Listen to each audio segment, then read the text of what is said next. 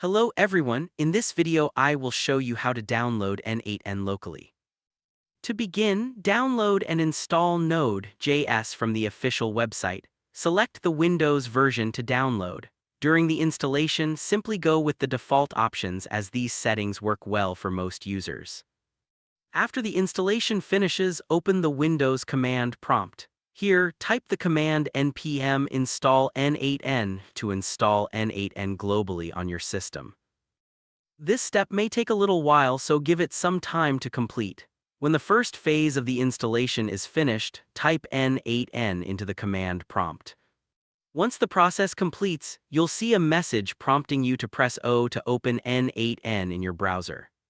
Press O and your default browser will launch, taking you to the N8N account setup page. Follow the instructions displayed on the page to create and configure your account. You can get the license key by going to your mail and then activate the account. After completing the setup, you'll have access to the N8N dashboard and its workflow automation features. However, before you start using the application, it's important to make sure it's fully updated. Keeping N8N updated ensures that you have the latest features and bug fixes.